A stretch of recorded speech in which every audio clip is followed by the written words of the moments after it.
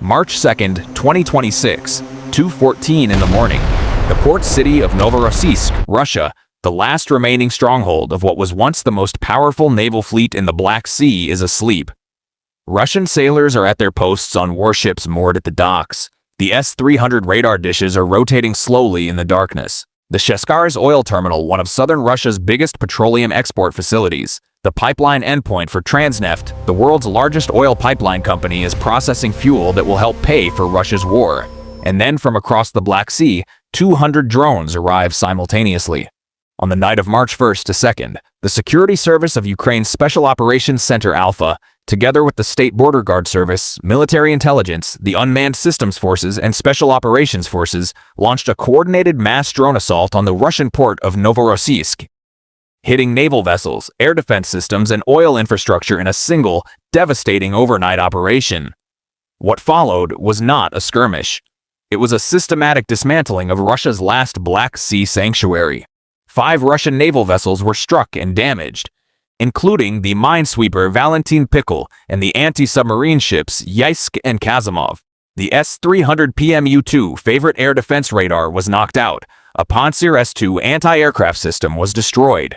6 out of 7 oil loading berths at the Sheskar's terminal were damaged.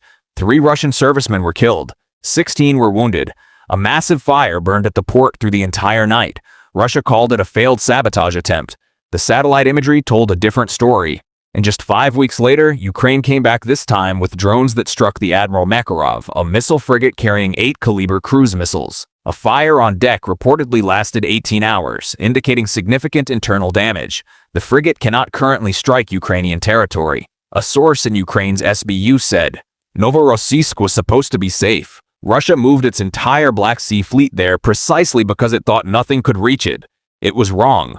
To understand why the strikes on Novorossiysk matter so profoundly, you have to understand the retreat that brought the Black Sea Fleet there in the first place, because that retreat is one of the most humiliating strategic withdrawals in modern naval history. Sevastopol. For 2 centuries, that name meant one thing: Russian naval power. The port city on the southwestern tip of Crimea was the home base of the Black Sea Fleet, going back to the days of Catherine the Great. Russia fought wars to keep it. It illegally annexed Crimea in 2014, partly to ensure it would never lose it.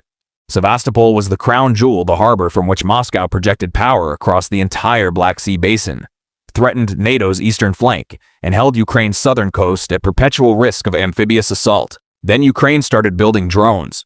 Ukraine's drone campaign forced the Black Sea Fleet to retreat from bases on the occupied Crimean Peninsula to Novorossiysk.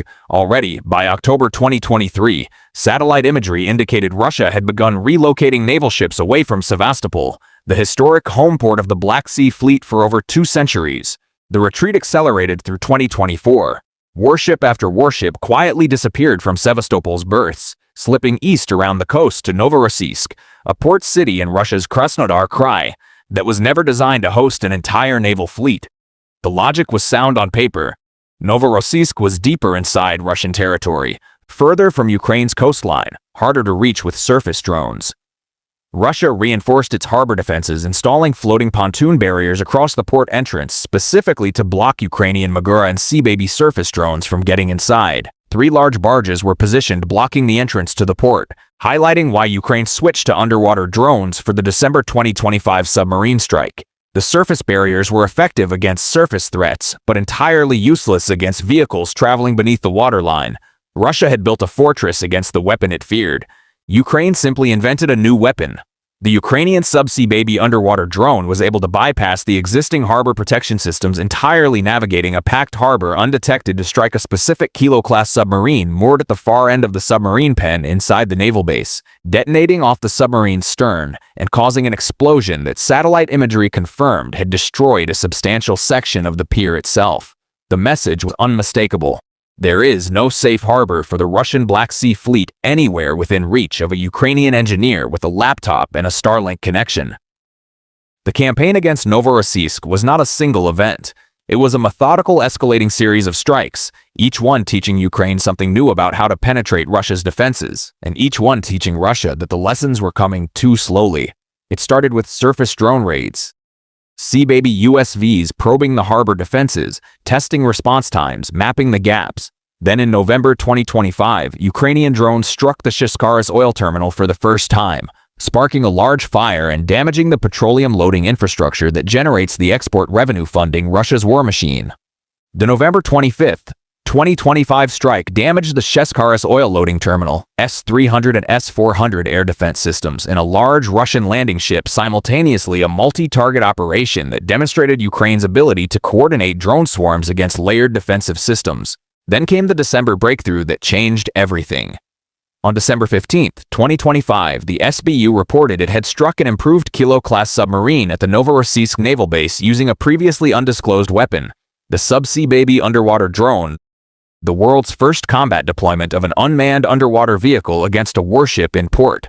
The submarine carried 4 Kalibr cruise missile launchers that Russia had used to strike Ukrainian cities. The Kalibr cruise missile, the weapon Russia had fired hundreds of times at Ukrainian power stations, hospitals, and apartment blocks, was now sitting at the bottom of a harbor because Ukraine sent in an underwater robot to find it. The attack confirmed that Ukraine had developed a UUV capable of navigating a packed harbor autonomously, bypassing floating barriers, identifying a specific target vessel, and detonating precisely at the stern, and that the Novorossiysk naval base was no longer a safe location for the Black Sea Fleet until Russia could deploy entirely new defensive systems to counter the underwater threat. Then March 2nd arrived. 200 drones, aerial and naval, simultaneously. The operation resulted in confirmed hits on 5 vessels. The minesweeper Valentin Pikul suffered serious damage. The anti-submarine ships Yaisk and Kazimov were struck. 6 out of 7 oil loading berths at the Shishkaris terminal were damaged. The terminal that serves as the endpoint for Russia's Transneft pipelines and supplies fuel directly to Russian forces fighting in Ukraine. The S-300 radar was knocked out. The Pantsir S-2 anti-aircraft system was destroyed. Ukraine's intelligence chief Kirill Budanov stated with clinical finality, "The fleet is fully blocked." And that thing that Russians previously joked about, that Ukraine has no fleet, only a few boats, now they're faced with the same thing. And then on April 6th, Ukraine came back one more time. Ukraine's unmanned systems forces struck the Russian frigate Admiral Makarov, a Kalibr cruise missile carrier, in the port of Novorossiysk. The frigate launched air defense missiles during the attack, but they failed to stop the drones from hitting the vessel. The strike hit the ship's central superstructure, triggering explosions of onboard countermeasure systems and damaging key electronic warfare equipment. Target illumination radars and the main surveillance radar were likely destroyed. A fire on deck lasted 18 hours. The frigate cannot currently strike Ukrainian territory. A ship that was supposed to be safe inside a harbor Russia had specifically fortified, protected by floating barriers and air defense systems, hit by a drone that flew through all of it. Here is what the destruction of Novorossiysk as a safe harbor actually means in strategic terms, and why it matters far beyond this war. Russia's Black Sea Fleet was built around one core capability: the ability to fire Kalibr cruise missiles from standoff positions in the Black Sea at targets deep inside Ukraine.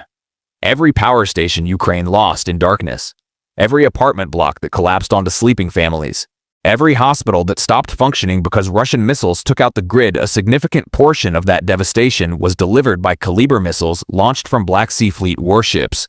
Ukraine's drone campaign has now enforced a de facto blockade on the entire Russian fleet. The fleet is fully blocked, unable to operate freely in the western Black Sea, unable to safely berth in Crimea, and now unable to safely berth in Novorossiysk either. The Admiral Makarov, one of Russia's most capable Kalibr carriers, is sitting in a harbor with an 18-hour fire burn on its deck and its radar systems destroyed. It cannot currently threaten Ukraine from the sea. Every warship Putin moves further east to escape Ukraine's reach moves it further from the targets it needs to hit. The economic damage compounds the military damage. The Shishkaris oil terminal handles the receipt, storage, and loading of oil onto tankers. It is a strategic Russian maritime facility that plays a key role in the operations of the local seaport and the region's overall export infrastructure. With 6 of its 7 oil loading berths damaged in the March 2nd strike, Russia's ability to export the petroleum that funds its war effort was directly degraded. And here is the detail that nobody in Western media spent enough time on. The United States government sent Ukraine a formal diplomatic notice, a démarche, after the November 2025 Novorossiysk oil terminal strike. Ukraine's ambassador to Washington stated that the U.S. State Department told Ukraine to refrain from attacking American economic interests because American companies had financial exposure to the Novorossiysk oil infrastructure Ukraine had just destroyed. American economic interests at a Russian oil terminal. that Russia was using to fund a war against Ukraine. That is the geopolitical complexity hiding inside what looks like a simple drone strike story. For the rest of the world, what happened at Novorossiysk is a textbook that naval planners from Washington to Beijing are currently reading with extreme attention. Military analysts have directly linked Ukraine's Black Sea campaign to potential conflict scenarios in the South China Sea, arguing that the strategy of unmanned surface and underwater vessels combined with shore-fired cruise missiles could be a powerful force multiplier for any nation defending against a larger naval power. 200 drones, 1 underwater robot, a handful of surface drones guided by satellite internet across hundreds of miles of open water. That is what it took to render Russia's last Black Sea stronghold unsafe, knock out its air defense radar, destroy 6 oil-loading berths, cripple a Kalibr frigate, and tell the world that no harbor, no matter how fortified, no matter how many barriers Russia builds across its entrance, is beyond the reach of a nation that has decided it will not stop. Russia built Novorossiysk into a fortress. Ukraine turned it into a target, and the drones are already being recharged for the next mission.